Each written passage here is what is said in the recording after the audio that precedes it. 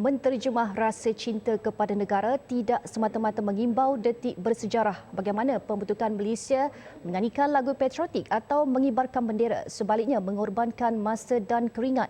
Dengan kerja-kerja sukarela juga mampu membuktikan rasa cinta mendalam terhadap tanah air tercinta. Sempena Hari Malaysia yang disambut 16 September setiap tahun, wartawan Baizura Syafiee merungkai pengorbanan murni para sukarelawan demi tanah air tercinta. Berbakti kepada negara, salah satu daripada cara menzahirkannya adalah dengan menjadi rakyat yang taat dan setia. Itu justifikasi mudah apabila seseorang individu tampil membantu dan berdamping dengan pelbagai lapisan masyarakat. Ketika negara diancam pandemik COVID-19, semangat kekitaan dalam kalangan anak muda jelas dilihat sekaligus membuktikan semangat keluarga Malaysia dan kecintaan terhadap negara.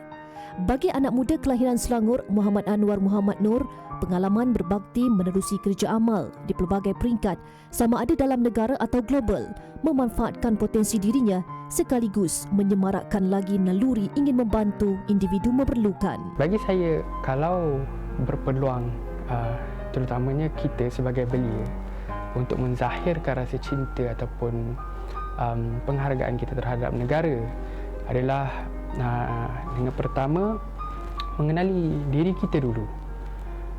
Sebelum kita ingin mula menyumbang, kita perlu kenal dulu potensi diri kita, bagaimana sebenarnya diri kita boleh membantu atau memberi sumbangan terhadap orang lain. Boleh jadi melalui kebolehan dari segi teknikal ataupun segi media, grafik dan sebagainya. Jadi melalui pengenalan kita terhadap potensi diri yang seterusnya boleh dijadikan semangat terhadap orang lain, bagi saya itu masih lagi relevan terhadap terutamanya dalam masa situasi sekarang. Penuntut kursus Sains Bioperubatan Universiti Islam Antarabangsa Malaysia UIAM yang aktif dalam aktiviti sukarelawan sejak di peringkat sekolah itu menambah, pelbagai cara boleh dilakukan untuk menzahirkan rasa cinta kepada negara dengan mengikut kemampuan masing-masing. Sementara itu, jika rakan lain memilih bersama keluarga di rumah ketika pandemik COVID-19, ada pula memilih memanfaatkan masa mereka dengan menjadi sukarelawan di pusat pemberian vaksin dan pusat penilaian COVID-19.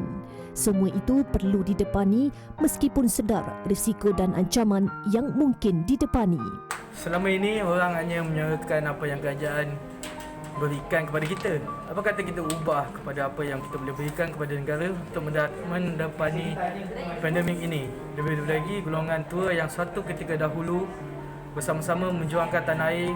Ketika kita ni membantu orang lain, kita bukan sahaja membantu orang itu menjadi lebih baik, malah membantu diri kita juga menjadi seseorang yang lebih baik. Kita akan merasai nikmat membantu dan dalam tak sedar timbul rasa ikhlas dalam diri. Sementara itu, Presiden Pertubuhan Belia Perdana yang merupakan pemenang tokoh Belia Negara 2015 Suhail Muhammad Kamarudin berpandangan antara cara menterjemahkan rasa cinta kepada negara adalah dengan sentiasa mengamalkan 5 prinsip rukun negara selain mencari jalan untuk berbakti mengikut kemampuan diri masing-masing. Bila kita sebut tentang patriotik, rasa cinta kan kepada negara yang begitu mendalam, maka dia perlu diterjemahkan dengan jauh lebih daripada sekadar kita gantung bendera, kibar bendera, buat poster ataupun buat status saja. Tetapi dia perlu diterjemahkan dengan mengamalkan segala prinsip rukun negara yang kita patut amalkan secara bersama bagi menunjukkan kesungguhan dan membuktikan yang kita benar-benar cintakan negara. Ramai anak muda yang turun untuk membantu. Dan saya kira apabila anak muda boleh membuktikan bahawa mereka rasa kasih, membuktikan kasih dan cinta mereka kepada negara dengan menjadi seorang sukarelawan yang baik, membantu orang lain dengan penuh keikhlasan, membantu negara dengan penuh ikhlas dan jujur dalam melakukan kebaikan, maka insya-Allah negara punya masa depan yang sangat baik, mempunyai masa depan yang sangat cerah kerana anak muda hari ini sangat ikhlas membuktikan rasa cinta dan kasih mereka kepada negara.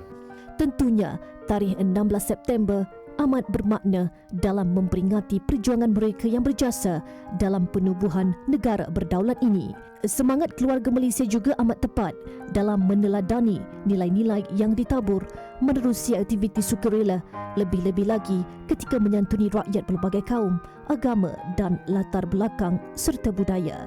Selamat Hari Malaysia. Laporan by Zura Syafi'i untuk Berita Al-Hijrah.